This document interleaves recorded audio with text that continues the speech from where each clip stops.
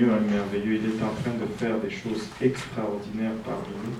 Et je ne sais pas pour vous, mais moi je suis très enthousiasmé de ce que le Seigneur est en train de faire avec nous comme Église collectivement, mais aussi comme des personnes individuellement. Il est en train de faire un travail extraordinaire. Les gens appellent et les gens parlent et les gens nous disent des choses, mais c'est extraordinaire ce que Dieu est en train de faire parmi nous. Et nous rendons grâce à Dieu pour cela. Amen. Alléluia. Aujourd'hui, nous allons d'abord rapidement nos annonces. Demain, il y a un groupe qui va à Ottawa pour la conférence d'évangélisation haïtienne. Et moi aussi je vais être à Ottawa, mais moi je vais y aller tôt le matin pour participer à la session du matin et ainsi la session du soir aussi. Et le samedi, nous allons avoir notre réunion de prière habituellement, comme d'habitude, à Ville-Saint-Laurent, pas ici. Les hommes vont prier dans le sous-sol et les dames à l'étage. Et c'est ça, ils finissent leur prière dans le sanctuaire après le service espagnol. Et nous sommes aussi très heureux de pouvoir annoncer que la banque nous a approuvé finalement.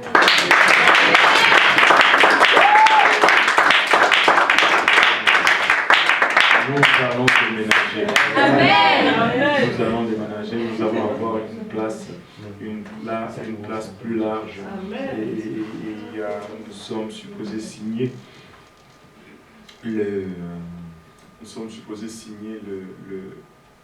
le 15 décembre. Et donc à partir de là, pour le début du mois de janvier, on va commencer à planifier les travaux à faire. Mais nous devons encore lever 50 000 $ parce qu'il y a beaucoup de travaux. Il y a certaines choses à faire. Nous devons acheter des chaises, nous devons faire la tapisserie, nous devons construire un mur, et nous devons bâtir la plateforme et tout ça. Donc, et nous avons jusqu'au 15 décembre pour lever 50 000 $. Et on a levé 45 jours à peu près, on a levé 150 000 $. Je pense que dans 30 jours, et je crois fermement que le Seigneur est dans ce projet et qu'il va nous aider à l'amener à complétion. Et sa main est vraiment avec nous. Amen. Donc là, nous allons entamer la deuxième partie, je dirais plutôt la troisième partie de notre étude sur la sanctification. Et l'étude est intitulée « Car nous lui appartenons ». Et nous avions étudié la première partie, la pertinence de la sanctification.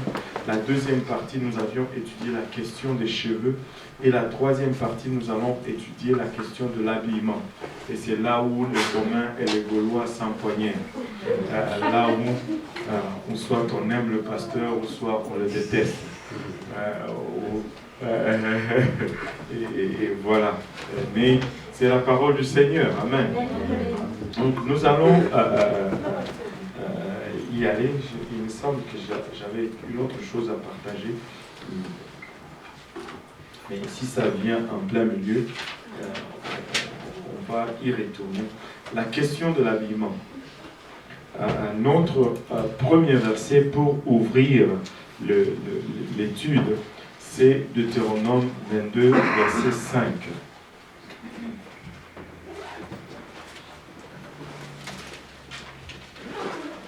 Deutéronome 22, verset 5.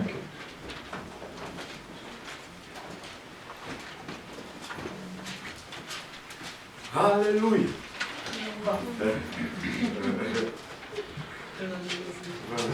Une femme ne portera point un habillement d'homme, et un homme ne mettra point de vêtements de femme. Car quiconque fait ces choses est en abomination à l'Éternel, ton Dieu. Waouh! Mais non, la Bible nous dit qu'une femme ne portera point un habillement d'homme, et un homme ne mettra point de vêtements de femme, car quiconque fait ces choses est en abomination devant l'Éternel ton Dieu. Maintenant, la Bible nous donne plusieurs abominations. Mais avant de rentrer dans tous ces détails, nous allons regarder d'abord l'esprit dans lequel nous allons approcher cette étude. Je voudrais vous rappeler encore 2 Timothée chapitre 2, versets 23 et 26, et Matthieu 10, verset 16. Donc 2 Timothée chapitre 2, versets 23 et 26, 23 et 26 nous dit « Repousse les discussions folles et inutiles. » Nous ne sommes pas là pour faire des discussions folles et inutiles, sachant qu'elles font naître des querelles. Nous n'allons pas approcher cette étude avec un esprit de discussion, mais plutôt un esprit d'apprentissage. Nous voulons apprendre, nous voulons acquérir la connaissance. Or, il ne faut pas qu'un serviteur du Seigneur ait des querelles. Il doit au contraire avoir de la condescendance pour tous, être propre à enseigner, doué de patience. Le bishop nous a très bien enseigné là-dessus. Ces choses, nous n'allons pas les prendre pour commencer à frapper tout nouveau venu avec sur la tête. Non, c'est pour nous, premièrement. Laissez aux autres qui arrivent le temps de grandir. Et il a dit une chose qui est aussi très importante, c'est le travail du pasteur d'enseigner la sanctification. Laissez ça au pasteur. Enfin, c'est à lui qu'on laisse les tomates. Le verset 25 dit, il doit redresser avec douceur les adversaires. Il doit redresser avec douceur, pas avec rudesse. On ne corrige pas avec rudesse. Ça ne va pas porter le fruit que c'est supposé porter. Il faut toujours y aller à la base de l'amour, non à la base de je connais, tu ne connais pas. Toujours à la base de l'amour. Avec douceur les adversaires, dans l'espérance que Dieu leur donnera la repentance pour arriver à la connaissance de la vérité, et que revenus à leur bon sens, ils se dégageront des pièges du diable qui s'est emparé d'eux pour les soumettre à sa volonté. Et c'est là l'esprit, c'est là l'approche, c'est là l'attitude dans laquelle nous allons suivre ces choses. Avec douceur et avec... il y a quelqu'un qui est content, hein? Alléluia. Avec douceur, avec gentillesse, nous allons approcher les gens. Matthieu 10, verset 16 nous dit, « Voici, je vous envoie comme des brebis au milieu de loups. Soyez donc prudents comme les serpents et simples comme les colombes. » C'est ça l'esprit avec lequel nous allons nous approcher de ces choses ou de ces enseignements. Maintenant, nous avons lu Deutéronome 22:5 qui nous dit que une femme ne portera point un habillement d'homme et un homme ne mettra point des vêtements de femme, car quiconque fait ces choses est en abomination à l'Éternel ton Dieu. Maintenant, il y a très peu de choses qui sont appelées par ce terme abomination. Déjà, le mot invoque quelque chose de pas bon. Abomination. Ça sonne pas bien. Il y a très peu de choses qui sont appelées abomination dans la parole de Dieu. Et même les choses qui sont abomination, il y a de ces choses qui sont appelées une abomination pour les hommes, c'est une chose. Il y avait des choses qui étaient une abomination pour les Égyptiens. Il y avait certaines choses qui étaient une abomination pour les Israélites. Mais là, la parole de Dieu nous dit que ça, c'est une abomination à l'Éternel, ton Dieu. C'est une chose qu'un péché. Mais que le péché devient abomination, ça, c'est une autre chose. Mentir, c'est un péché. Mais mentir n'est pas appelé une abomination. Il y a une autre chose qui est clairement appelée une abomination dans la parole de Dieu, c'est l'homosexualité. Et tout cela, ça se relie, toutes ces choses. Et si l'homosexualité est appelée une abomination, et que là, ce verset nous dit, porter les vêtements d'un homme pour une femme, et porter les vêtements d'une femme pour un homme est une abomination, c'est parce que ça pointe vers la même chose. Ça adresse, et la chose que cela adresse vraiment, c'est la différence de sexe. L'homosexualité fait fi de la différence de sexe. Or, la bonne représentation et le respect de sexe devient très capital et ça touche Dieu profondément. Pourquoi? Parce que Dieu s'est imagé en nous. Quand Dieu crée un homme, en regardant l'homme, on voit l'image masculine de Dieu. Et en regardant la femme, on voit l'image féminine de Dieu. Mais si tu intervertis ces choses, tu es en train d'altérer l'image de Dieu. C'est pourquoi ça le touche en profondeur. Nous ne devons pas altérer l'image de Dieu. Quand tu essaies de faire passer un homme pour une femme ou une femme pour un homme, tu es en train de changer l'image de Dieu et Dieu n'est pas content. Personne n'aime qu'on change son image. Je n'aime pas qu'on me fasse passer pour ce que je ne suis pas. Vous non plus. J'espère. Et c'est ça. Mais la question de toute cette question de la sanctification, au départ, n'est pas une question de salut, c'est une question de maturité. Nous devons être parfaits, nous devons tendre à la perfection. Maintenant, je vais vous le faire voir d'une autre façon. C'est vraiment un exemple extraordinaire.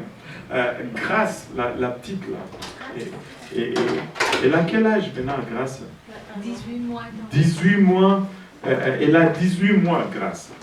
Mais elle est jolie, n'est-ce pas? Tout le monde veut la porter et tout le monde veut la prendre dans l'église parce qu'elle est jolie. Mais Grâce, si on la regarde, elle est parfaite.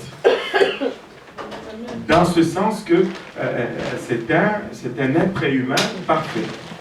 Même si elle ne parle pas encore, nous savons tous que Grâce est parfaite. Elle est petite, elle est encore bébé, mais elle est parfaite. Mais si un jour Grâce arrive à l'âge de 10 ans et qu'elle ne parle pas encore, on va dire, oh oh, Grâce a un problème. Alors que c'est la même personne. À un moment donné, dans sa vie, elle ne parle pas, elle était parfaite. À un moment donné dans sa vie, elle n'allait pas aux toilettes toute seule, elle est parfaite. À un moment donné, dans sa vie, elle ne mange pas seule, personne ne va disputer le fait qu'elle est parfaite. Mais quand elle avance dans la vie, si elle ne mange pas toute seule, elle n'est plus parfaite. On n'accepte plus cela. Si elle ne va pas aux toilettes toute seule, ça devient un problème. Et c'est la même chose avec la sanctification. Quand on vient à Dieu, on est parfait. On est né de nouveau aujourd'hui. On vient de donner notre vie à Dieu. On s'est fait baptiser. On est aussi sauvé que celui qui est, ça fait 67 ans dans l'église. Mais après 5 ans dans l'église, Dieu va s'attendre de nous certaines choses. Donc, si tu es là pour la première fois ou la deuxième fois, ne sois pas fâché de ce que je vais enseigner. Je parle à la sœur Solange. Qui est là, ça fait 67 ans.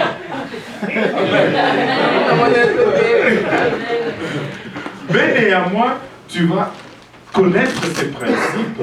Mais un jour viendra où tu vas commencer aussi à marcher tout seul. Un jour viendra aussi où tu vas commencer à aller aux toilettes toute seule. Un jour viendra où tu vas commencer à manger toute seule. Mais si tu as un bébé, tu es parfait. Amen. Le salut est gratuit. On est sauvé par la grâce. Il n'y a pas une seule œuvre que nous pouvons faire pour être sauvés, à part accepter ce que l'Évangile dit et y obéir. Quand on accepte, on va y obéir, on est sauvé. Pareillement, quelqu'un qui vient d'être baptisé, rempli du Saint-Esprit, il meurt, il va dans le même ciel que celui qui a été baptisé il y a 20 ans et qui vit une vie de sainteté impeccable. Parce que vous ne faites rien pour ajouter au salut. Mais si cette personne reste 20 ans sur cette terre, Dieu va commencer à le regarder et lui dire, il y a un temps, tu faisais 3 moins 4 était impossible, mais maintenant tu dois faire 3 moins 4 égale moins 1. Parce que tu dois passer de classe. On ne veut pas rester à la maternelle toute notre vie. Alléluia. Et les choses que je suis en train d'enseigner, ce sont les choses de l'université. Alléluia. Pourquoi la Bible donne-t-elle pour les femmes plus de normes ou des standards extérieurs que pour les hommes? Quand nous regardons la Bible, on a cette impression qu'il y a trop de demandes sur les femmes que sur les hommes. Et nous allons regarder certains points ici. Premièrement, Dieu a créé les hommes différemment des femmes. Un homme, ce n'est pas une femme, et une femme, ce n'est pas un homme. Bien que c'est une chose très politiquement incorrecte à dire de nos jours, mais c'est d'un ridicule. L'homme n'est pas supérieur à la femme, mais l'homme n'est pas égal à la femme. Ils sont différents. L'égalité n'est pas la supériorité. L'égalité, on peut être différent et égaux. Il n'y a pas un qui est plus important que l'autre, mais l'un est différent de l'autre. Mon pasteur dit toujours, c'était très facile à la ferme, quand on avait des petits animaux qui naissaient, pour savoir si c'était un homme, enfin un mâle ou une femelle. On prenait seulement le petit animal, on regardait l'équipement et on savait si c'était un mâle ou si c'était une femelle. Parce qu'ils sont différents. Ils sont faits différemment. L'homme est créé différemment de la femme. Alléluia. Maintenant, regardez cette différence. Les hommes sont stimulés par la vue. Les hommes sont stimulés par ce qu'ils voient. Et là, je veux dire sexuellement. Et c'est pourquoi la Bible nous dit ceci. Jésus nous dit dans le livre de Matthieu 5, 28. Matthieu 5, 28. Mais moi, je vous dis que quiconque regarde une femme pour la convoiter a déjà commis un adultère avec elle dans son cœur. Quiconque regarde une femme pour la convoiter a déjà commis un adultère avec elle dans son cœur. Pourquoi? Parce que les hommes sont allumés ou sont excités par ce qu'ils voient. C'est pourquoi les plus grands consommateurs de la pornographie sont les hommes. L'industrie pornographique dit même ceci, que même cette pornographie qui est faite pour les femmes, ce sont plutôt les hommes homosexuels qui la consomment à cause de leur prédisposition naturelle à être incités ou allumés par ce qu'ils voient. Notez que Jésus n'a pas dit « quiconque regarde un homme ». Il n'a pas dit « quiconque regarde un homme pour le convoiter a déjà commis l'adultère avec lui ». Pourquoi? Ce n'est pas parce que il ne serait pas péché pour une femme de convoiter visuellement un homme. Il y a des femmes qui convoitent visuellement un homme. Amen. Amen. Et cela est aussi péché. Amen. Mais c'est plutôt parce que les femmes ne regardent pas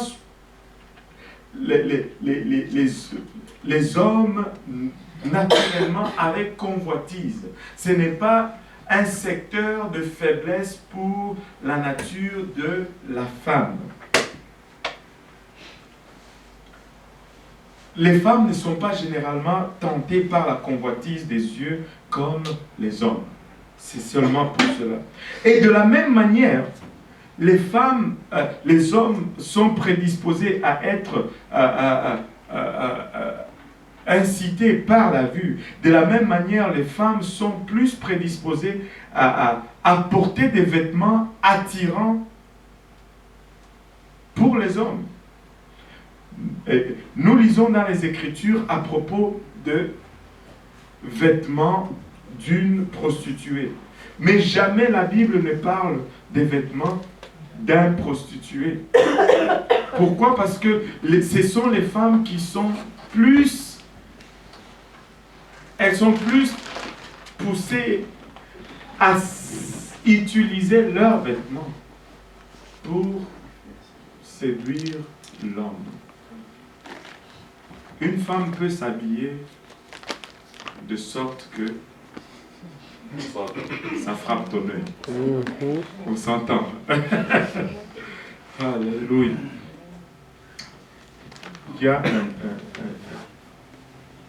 un enseignant de l'école biblique qui enseignait. Et puis là, un étudiant posait la question, dit, mais nous on a maintenant ce problème de regard, comment est-ce que je vais faire? Est-ce que je vais me promener sur la rue les yeux fermés? Et là, le professeur a dit, bon, le problème, ce n'est pas le premier regard. Le problème, c'est le deuxième regard. Et si tu regardes haut, là, ça devient un problème. Ce deuxième regard est problématique. Et là, l'étudiant, de répliquer, il dit, mais moi, je vais regarder une fois. Et je vais rester dessus. Ça ne sera pas le deuxième regard. C'est péché quand même. C'est illégal. Alléluia. Nous lisons dans les Écritures à propos des vêtements d'une prostituée, mais jamais la Bible ne parle de la tenue d'un prostitué. Ce sont les femmes et non les hommes qui sont particulièrement mis en garde contre ces péchés dans les Écritures. Je vais vous donner des références. 1 Timothée 2, 9 et 10, on ne va pas le lire tout de suite, et 1 Pierre 3 et 34, ainsi de suite. Ce n'est pas parce que les hommes ne peuvent pas pécher par leur façon de s'habiller. Et aujourd'hui, on a un problème dans le monde d'aujourd'hui. Les hommes commencent à s'habiller pour mettre leur corps en évidence. Vous savez comment la Bible appelle cela? C'est de l'efféminisme. L'homme ne séduit pas la femme avec son corps. C'est contre nature. La femme séduit avec son corps. L'homme doit séduire avec son assurance. Parce que la femme cherche la sécurité et l'assurance. Sois un homme. Marche comme un homme, parle comme un homme, crache comme un homme, sent comme un homme. Yes. Amen. Amen. Amen. Un homme doit sentir un peu la transpiration. Yes. Amen.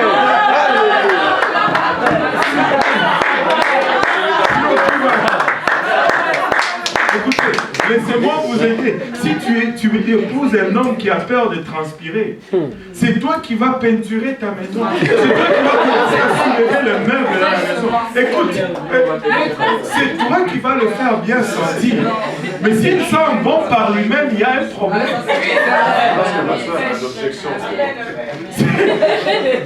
Si il commence à sentir bon avant que toi tu t'en occupes, vous allez commencer à vous battre pour la salle de bain. Et un homme qui se promène avec la lotion pour les mains, c'est pas bon. Le main d'un homme doit être dur, travaillant, un vrai homme.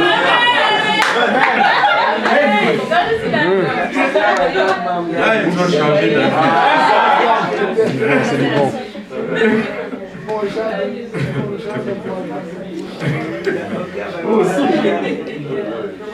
Mais je veux dire, un homme doit être un homme. Quand Adam et Ève ont péché, c'était quoi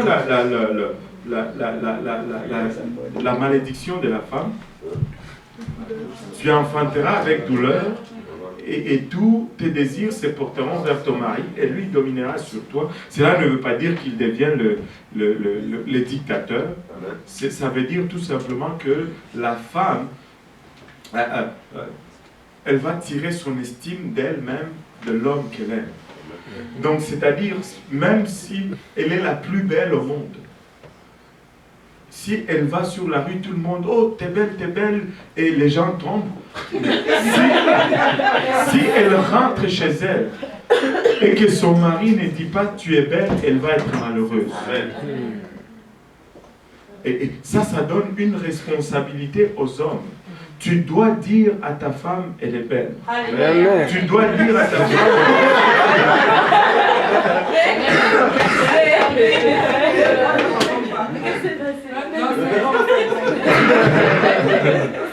tu dois dire à ta femme qu'elle est la meilleure. Tu dois le dire, tu dois toujours le redire. Maintenant, de l'autre côté, c'était quoi la malédiction de l'homme? Tu travailleras pas au parfum de... Vous aviez des problèmes avec la sueur. La Bible dit tu travailleras et tu mangeras à la sueur. Si on ne sent pas la sueur, on ne va pas manger. Vous voulez épouser un homme qui n'amène pas à manger à la maison? C'est bon, non? Ouais, bon. Alléluia. Mais non, ce n'est pas parce que les hommes ne peuvent pas pécher par leur façon de s'habiller. Aujourd'hui, on voit les hommes qui se promènent avec les pantalons là.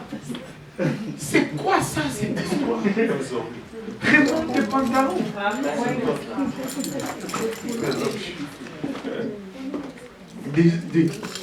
Avez-vous remarqué comment il est même devenu difficile de s'acheter des vêtements, même pour les hommes aujourd'hui? Je suis allé l'autre jour chercher des pantalons.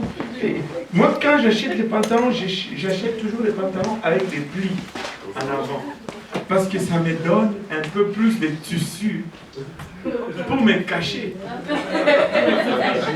Mais non, tous les pantalons sont serrés. Mais c'est quoi ça, cette histoire? Tu regardes, pas bon. Tu dois faire, je devais aller dans un coin pour trouver des pantalons convenables. Les pantalons tellement serrés, des pantalons d'hommes. Il y a un problème.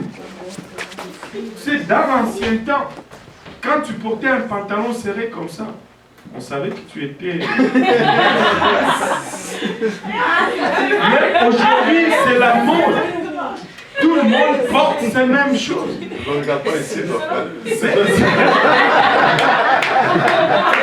C'est à ne plus rien comprendre. C'est à ne plus rien comprendre. Maintenant, regardez, ce n'est pas que les hommes, mais aujourd'hui le monde est devenu contre nature. La nature est altérée. Les hommes ne sont plus des hommes et les femmes ne sont plus des femmes. Même quand les hommes courent, hein. Il faut qu'un homme doit rester un homme. Je dois être capable de regarder et dire ça c'est un homme et ça c'est une femme. Amen. Mais non, la façon de s'habiller, mais simplement parce que le péché d'incitation intentionnelle par l'habillement n'est pas autant un problème pour les hommes qu'il l'est pour les femmes, mais on ne peut plus même dire cela avec assurance de nos jours. Tu vas dans la maison de certaines personnes, de certains hommes, un homme qui a 40 pantalons. Moi, je trouve ça anormal. Un homme qui a 40 pantalons, 54 chemises, 24 paires de chaussures, ce n'est pas normal. Un homme, 3, 4, 5 pantalons, il est content. Amen. Non, mais sincèrement, il est content. Mais non, si ta femme, c'est ta femme qui va se soucier de ces choses. C'est ce que je veux dire. Mais quand je suis seul, j'ai mes 4 pantalons, 5 pantalons, c'est bon. Je peux porter le même pantalon 3, 4 jours, je suis correct.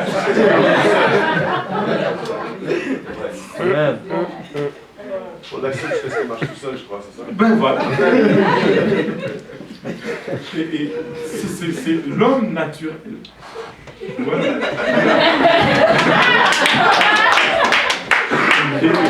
Mais quand la femme, d'où la nécessité d'avoir une femme. Sinon, si toi-même, l'homme, tu fais tout ça, qu'est-ce qu'elle va faire? Qu'est-ce qu'elle va faire?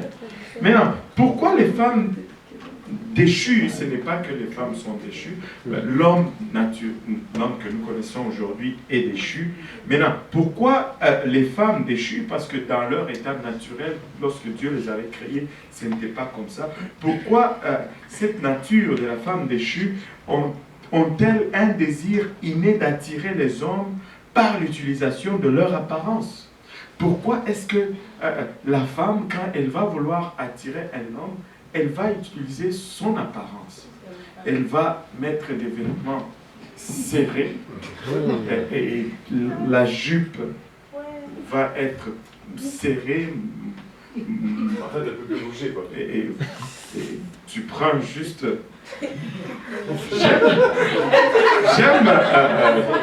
J'aime cette... ça, c'était un comédien qui a fait ceci. Mais il y a tellement de vérité dans sa blague que ça m'a interpellé. Il dit, c'est une fille du quartier qui s'habillait toujours serrée et court. Et elle était serrée dans ses hauts talons, puis là, elle marchait. Bon, et tout ce que vous savez. Et puis là, un jeune homme du quartier la regarde, dit wow! Et là, la fille se retourne. Hey, ce n'est pas parce que je suis habillée comme ça que je suis une prostituée. Elle part. Là, le garçon se gratte la tête et dit waouh, je dois donner une leçon à cette fille. Là, lui, il va, il achète l'uniforme de policier. Là, il passe avec sa matraque. Là, un de ses amis va bousculer la fille, prend son porte-monnaie, prend la fuite. Et la fille, oh monsieur l'agent, monsieur l'agent. Et lui aussi s'y retourne, hey, c'est pas parce que je suis habillé comme ça que je suis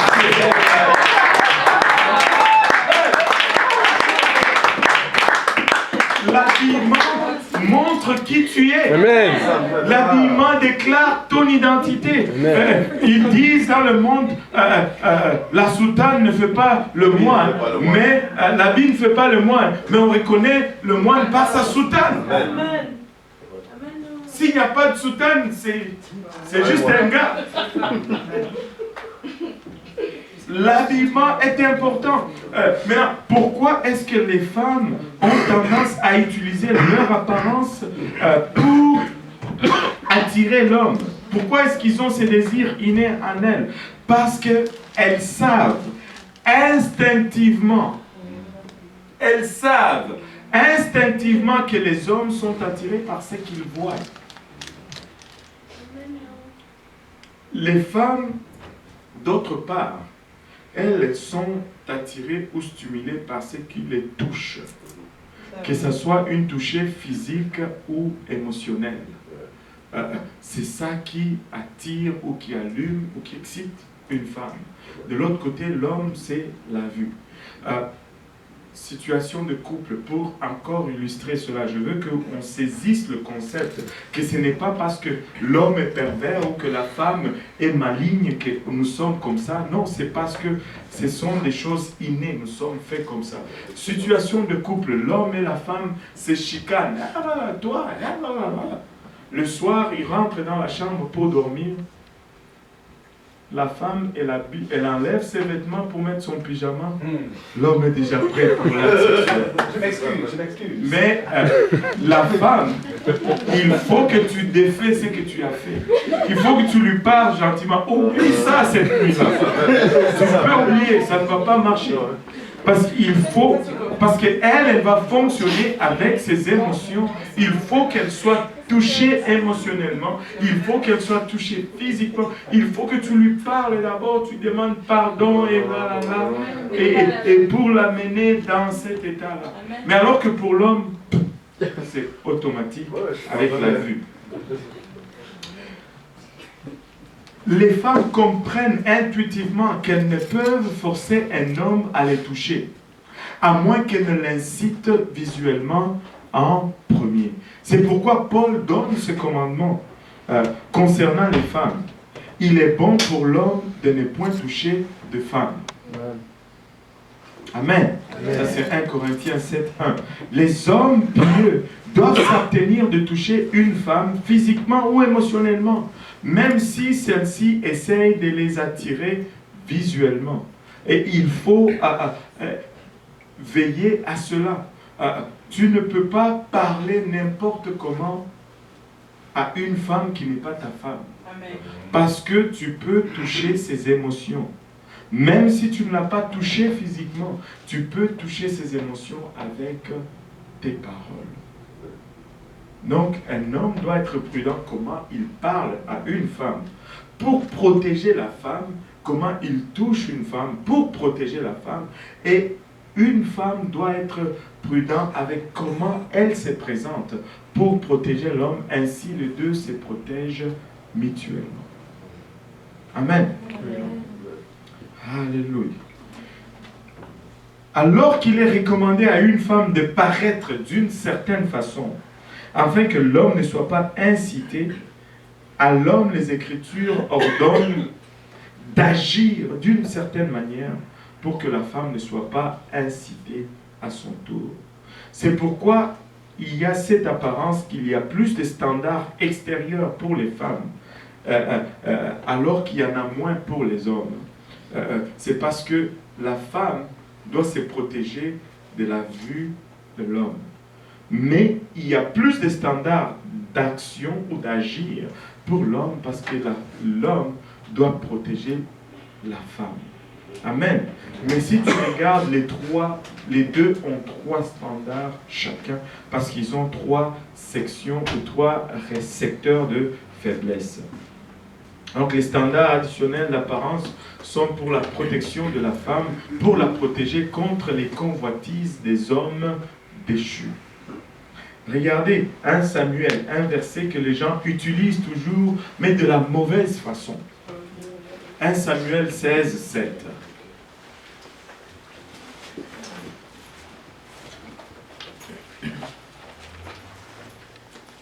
Et l'Éternel dit à Samuel, ne prends point garde à son apparence et à la hauteur de sa taille, car je l'ai rejeté. L'Éternel ne considère pas ce que l'homme considère. L'homme regarde à ce qui frappe les yeux, mais l'Éternel regarde au cœur. L'homme regarde à ce qui frappe les yeux, mais l'Éternel regarde au cœur. Aujourd'hui, dans la chrétienté moderne, la plupart des gens rejettent tous les principes de sainteté qu'on va enseigner ici, en disant que l'homme regarde, plutôt Dieu regarde au cœur. Si j'ai Dieu dans le cœur, c'est bon. Et le bishop nous a donné une très bonne citation. Ils disent que tout le monde a Jésus dans le cœur, mais c'est une situation de prise d'otage. Parce que Jésus veut sortir dehors, mais toi tu le renfermes dans ton cœur. Jésus veut sortir. Il peut être vu. Il dit que laissez que votre lumière luise ainsi dans le monde, qu'il voie vos œuvres et qu'il glorifie votre Père qui est dans les cieux. Jésus veut qu'on voie. Mais si on dit l'Éternel regarde au cœur, justement l'Éternel regarde au cœur, mais le même verset nous dit que l'homme regarde à ce qui frappe les yeux. Et nous sommes là pour nous faire voir des hommes et non des dieux. C'est les hommes qui doivent regarder. Et eux qui ne peuvent pas voir le cœur, ils ne peuvent que voir l'apparence. Donc l'apparence devient très important. Très important. Ne gardez pas Jésus-Christ en situation d'otage. Oui, ça n'a pas rentré. Oui. Non, ça a tout bien rentré. Super. Je suis prêt. Je ne voulais pas me changer en ce moment, sinon ce serait tel. Non. Ok, on arrive. L'homme regarde aux yeux. Importe-t-il vraiment de quelle façon nous paraissons extérieurement si Dieu regarde au cœur? Absolument. Est-ce que tout le monde peut dire absolument? Absolument. Car ce même verset nous dit que l'homme ne regarde qu'à l'apparence extérieure. Moi, je ne peux pas voir ce qu'il y a dans votre cœur. Maintenant, si je dois connaître les voies de Dieu, comment vais-je faire si toi tu gardes seulement les voies de Dieu dans ton cœur? Je ne peux pas les voir. C'était ça ta question? Ben, ça continue. Ok. Ben, c'est parce que dans des discussions justement avec d'autres physiciens, ils vont te dire que c'est les actes, c'est ce que je fais. C'est plutôt dans ma gentillesse, dans ma patience, dans ceci, dans cela, et que ça n'a rien à voir avec tes vêtements. Ben, je pense que si tu es vraiment gentil envers les hommes, tu vas t'habiller pour le préserver de la chute. Moi, je ne vois pas pourquoi ils ne voient pas de gentillesse là-dedans. Ce n'est pas gentil de tenter quelqu'un. Et vice-versa.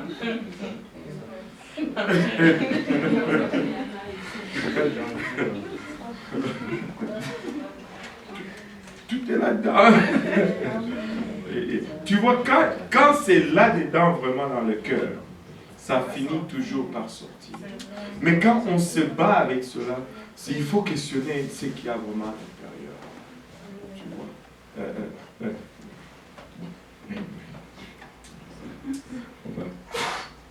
Absolument, que tout le monde dise encore absolument. Car ce même verset nous dit que l'homme ne regarde qu'à l'apparence extérieure. Comment nous nous habillons est important. Les sujets de la scène. Écoutez, même le monde reconnaît cela. Même le monde reconnaît cela. J'ai parlé avec une étude biblique hier à l'église vers 13h. Et elle me disait ceci. Ben, je ne veux pas faire de quartier, je vais parler parce que j'ai le droit de parler comme ça. Je suis noir aussi, ok? J'ai le droit de parler. Je peux critiquer les noirs parce que je suis noir. Je me donne ce droit-là.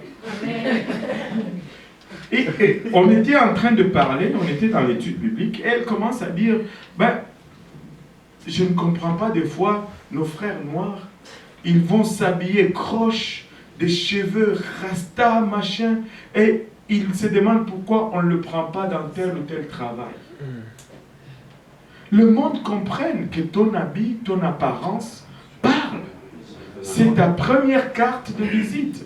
Si tu viens dans mon bureau avec les pantalons là, tu traînes et puis tu as tous les cheveux décoiffés, moi je ne t'engage pas, même si je suis noir. Amen. Je ne veux pas le faire. Je ne veux pas avoir affaire avec ça. Non. J'ai un produit à vendre. J'ai une compagnie à faire avancer. J'arrive à toi. Regarde. Avant, et tout, ça fonctionne toujours comme ça. Première impression, ça va être toujours ton apparence. Avant que je ne commence à chercher qu'est-ce que tu as dans la tête, je vais voir qu'est-ce que tu as à l'extérieur. Déjà, si cette première impression, j'ai perdu, c'est difficile de faire du rattrapage. Pourquoi toujours jouer un match de rattrapage? Soigne ton apparence. Sharp, classique, c'est toujours bon. Classique, c'est toujours bon. Moi, je suis tanné, royalement tanné de cette mentalité plaignarde de noirs américains. Victime, toujours éternellement victime. Wow, change ton apparence et marche selon les règles. C'est comme ça. C'est comme ça. C'est pourquoi la police a des uniformes. C'est pourquoi la police porte l'uniforme. Oui, Tout à l'heure, un peu plus tôt, tu as dit, si la personne vient pour te voir pour être engagée, tu ne le prends pas. C'est triste parce que c'est peut-être toi qui lui aurais montré le bon chemin. Non, ce n'est pas ça. Parce que si je suis dans un travail, je dois veiller aux intérêts de la compagnie. Amen. Et je dois rendre service à la compagnie. Quand je suis un travailleur, je dois être un travailleur productif. Même dans mon affaire de gagner les âmes, je dois être un travailleur productif. Mais si moi je suis dans un bureau et que les gens qui rentrent dans le bureau n'acceptent pas cette apparence, pardon, c'est juste une question de priorité.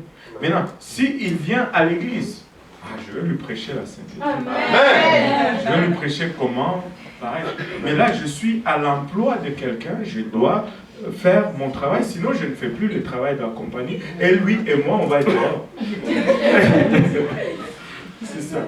Oui, ça. Effectivement, lorsqu'il entre, on regarde juste à son apparence, ça ne fait pas de la discrimination.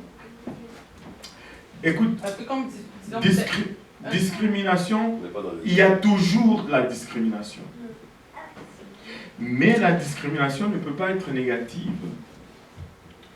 Quand tu regardes quelqu'un, peu importe combien tu veux être honnête, tu vas toujours le mettre dans une classe, n'est-ce pas? Honnêtement, sans méchanceté.